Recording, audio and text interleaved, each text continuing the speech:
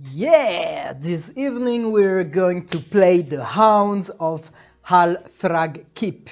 Run for your life! You've been captured and dumped into a precarious situation, over which you have absolutely no control. Armed with only your legs, a cool head, and whatever junk you can find, you might, if the various gods are willing, make it out alive and in one piece. Also, it would be nice if you got rich and took your revenge upon those who have wronged you. But alive and in one piece would be fine. A punishing final adventure for exactly one 0-level adventurer and the debut of the Hapless Henchman Press. So it's compatible with DCC RPG, which is fucking amazing because I've been offered this beautiful baby just a few days ago. Look at this Bible, it's mwah. But from my understanding, we don't even need it. I haven't played this adventure at all, so I'm discovering. Let's read a little bit the modified DCC rule set. What is this about exactly? Playing the part of a character forced by marauders to do their daily work for them under the most untenable and dangerous conditions. It represents a simplistic introduction to one of the most unique aspects of the Dungeon Core Classic role-playing game, namely the funnel, and play as a 0-level character before that character blossoms into the role of a fully fledged hero. So only one 0-level character. I'm gonna die for sure. If you already own Dungeon Core Classics, many of those rules will be familiar to you, and the modifications will be easier to learn. If not, then think of what's given below as a dramatically slimmed down DCC rule set. The full version will, although very complicated and exciting adventures.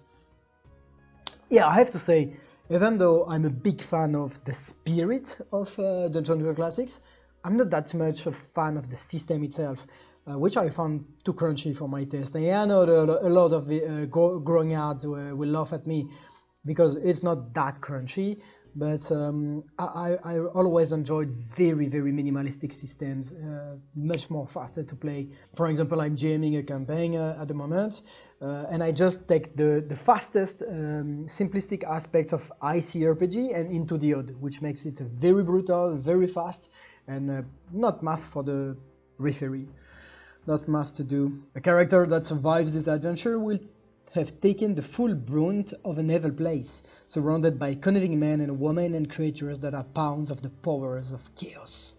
That character will be fully ready to take his or her place in the titanic cosmic struggle, of which Halthrag Keep is only a very small part. Only the most cunning and artful of characters and players will enact meaningful vengeance upon the evil forces at work here. Most will die unmourned and forgotten. Alright, strength, agility, stamina, personality, intelligence, and luck. 3d6 down the line. Boom. Strength. Oh, good. 11. Okay. Not so bad. Nice. 10. Stamina. 10. Oh, it's not bad so far. Wow, nice. 12. I'm pretty lucky with that one. 10 again. No way. That's way too much. 8 luck. I pretty much have 9 to 12, so my modifiers are 0 there. And luck, unfortunately, 8 minus 1. That's a pretty good character. Anytime any of your ability score reaches 0 or less, you succumb to adversity and have died. Lucky roll. Each character is generated as a lucky roll. Some universal circumstances upon which fate plays an important part for that character. Luck scores may vary through the course of the game. As the luck score rises and falls, this may impact particular roll. Oh, if your luck modifier is negative, this is the case, you may have actually the equivalent of an unlucky roll. That can make me things fun. Occupations. Most people on the fantasy world of IRF have crummy and unfulfilling jobs. Nobody starts as an intrepid adventurer. The character will become one through adventuring. This module uses a pared-down version of the random occupation chart from DCC for the sake of simplicity. Characters may attempt to use their occupational knowledge to attempt skill roll with a d20 instead of the d20 that an untrained character would use. There are some instances in this module that skilled versus unskilled knowledge will become useful. If you opt to use another occupational chart to generate your character, when you are prompted by the text to decide whether a character has certain knowledge, you will have to judge for yourself. Be honest. Alright. The clerk would know how to read, but she probably doesn't know how carpentry. Money. You start out with a small amount of copper coinage called pfennigs. You may generate this amount for your Halthrag kit character borrowing 3d6. Okay, let's do it again. 3d6 is my pfennigs. Damn, pretty good, 14. It is very likely you will lose all of this money quite quickly, so stay awake and alert. There may be times when you can buy things. Wow, there's everything inside this 92 pages PDF? Wow. Next denomination is tags made of silver and followed by golden crowns. And gold crowns, I got 0. Equipment. One important aspect of the normal DCC final game is that our characters that survive the tragic event that caused the death of their companion get to keep the things their former fellow adventurers no longer have use for. Your character is alone in exploring Halthrag Keep, but still need material goods. Your occupation determines your basic starting position, but you also have another item. Roll for it on table HH4. I guess I should have started already with my occupation and whatnot. Even with the luck stuff. I guess so. Table HH1. Okay, let's do it. Lucky roll. So how does that work? No. No, okay.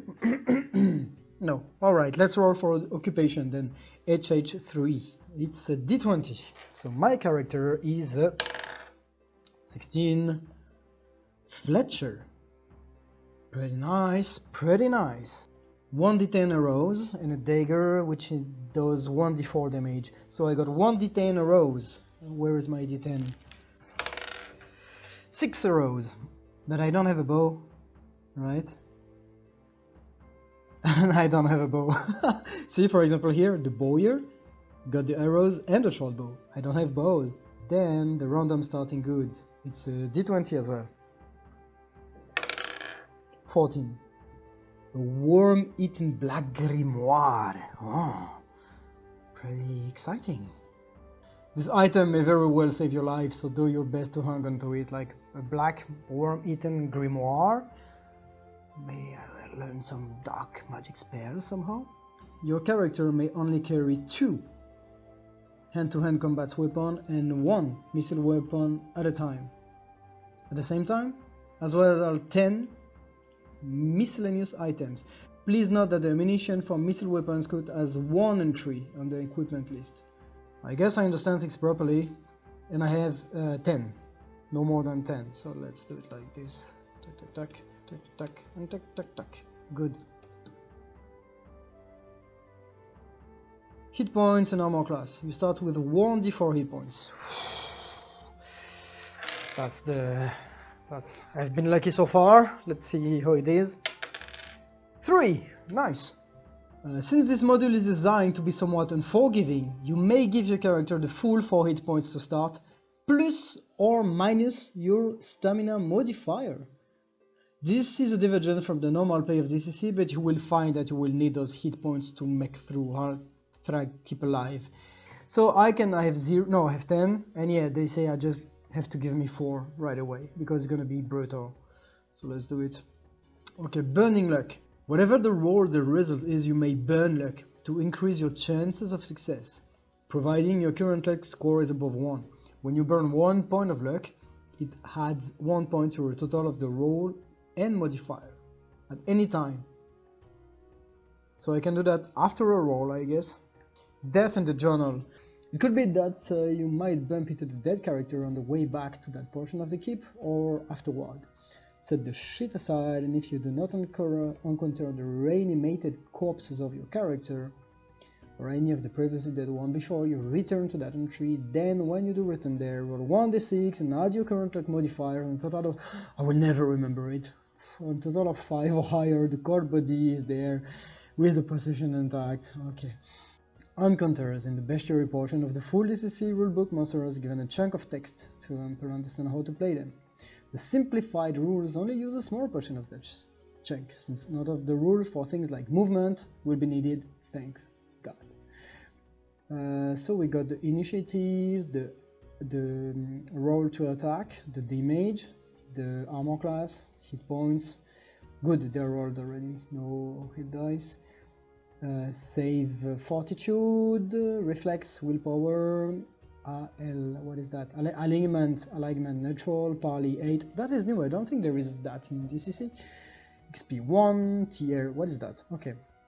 Oh, tier is for treasure. Parleying. First in the monster start block after alignment call, yeah, parley.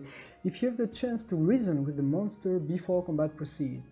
If that is the case, then you may make a personality check at the number listed at the parley. So for example here it's 8, so that's the DC.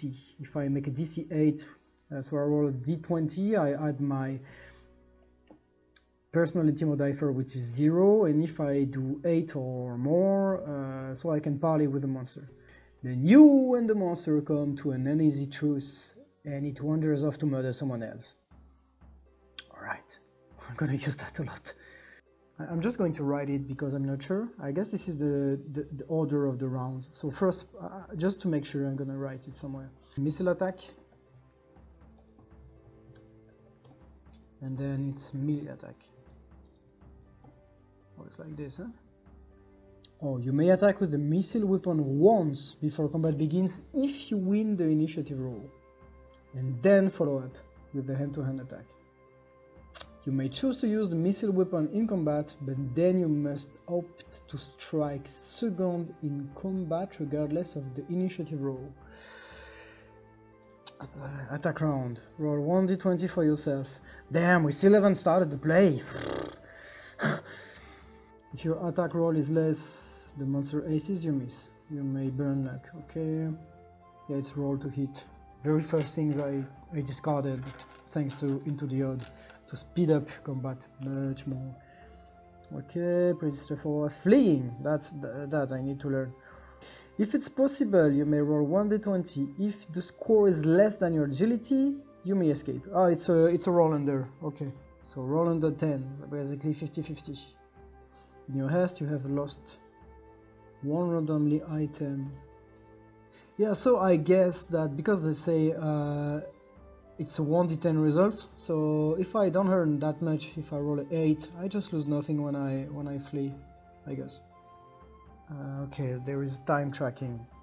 As night falls, the more dangerous monsters stalks the keep come out. I like it. Well, I don't know, but it gives me the feeling of a roguelike. In DCC, 6 turns equal 1 hour, and night will fall in 24. Light. It is best to bring a torch or lantern, alright. No one will supply you with these items. Yeah, they must be found and enter in your equipment. It's not at slivering monsters, alright. In all cases, light sources indicate how many turns they last. For torches, as an example, this is 6 turns or 1 hour. Quite a lot. Circle the turns box on your sheet to indicate. I may have used a real character sheet, I'm thinking now. Yeah, whatever. Random encounters. Whenever you move from one place to another, there is a chance you may bump in wandering denizen. Yes, nice. When you're prepared to face Halthrag, turn to keep entry 1. Well, actually I'm not, because my characters is not really fleshed out. Like what's the name, what's the appearance. So I'm going to use Nave to fine-tune my character. Because I want to give a name, I want to have a better vision of who's my character, even though he or she will die in horrific way very soon, pretty sure. So Knave is by Ben Milton, really nice, really nice game, that's really inspiring me as well. Let's roll for physic traits. So it's a d20. 6, so my character is hulking. Face. 8. Pinched. The skin. 5. Makeup. Wearing up makeup. Alright. Hair. 3. Bristly. Clothing. 5. Eccentric. Well, I guess I'm a slave or something like this, so it doesn't really matter. Virtue. 6. Disciplined. Nice. Equal freedom equals freedom. Vice 20. Whispery. No. Whiny. Speech 13. Quaint. It's really funny to be disciplined and whiny at the same time. The background 14. Merchant. I used to be a merchant. Misfortune 15. So I need a name. I'm going to use a random generator. And first I need to know if my character is male or female. So let's say Odd. Odd is a male and Even is a female. And up it's a male. Dungeons and Dragons, human, male names. And 1, 2, 3, 4, 5. Oh, I need less of that. 16. There are 16. Let's roll 2d8. So 8 and 3. 11. Okay, my name is Joslergok Churalmeme. Let's say Joslerok Churalmeme. Alright. Joslergok. Joslergok is ready to die. So we are ready to play. Hey, actually, I think I made 2 mistakes, maybe more, so please feel free to comment if there is the case. So first of all, I can read here, ammunition from missile weapons counts as 1 entry on the equipment list. So I think, and that makes a little bit more sense, instead of having 1 arrow for each slot, it's just ammunition for 1, you know what I mean? Like ammunition, arrows, 6. That makes much more sense. It means that I can lose all of them at once if I roll bad when I need to lose an item when fleeing, for example. But that makes much more sense. And also, I've been able to find the table HH2 for the lucky roll, which is a 1d10, so let's do it. 8. Ghost Talker. Add luck modifiers to XP versus undead. That's interesting. So we got a Fletcher. Joslergok the Fletcher. He's got with him a black grimoire. And he's got luck modifiers to XP versus undead. That's kind of cool. Oh no, actually it's not cool at all because my luck is -1. Whatever. Oh, another mistake I made is like I shouldn't have rolled on the background because we got a background already. He hasn't been a merchant. He's a Fletcher. He used to be a Fletcher. See, occupation. So it's good sometimes to mix and match different systems, but they shouldn't overlap. So thank you very much for your attention. Feel free to comment, please, and tell me if you liked it. And we're gonna see if Joslergok Churalmeme, how he will eventually die. Maybe not that soon, I hope. Oh, thank you, and see you soon.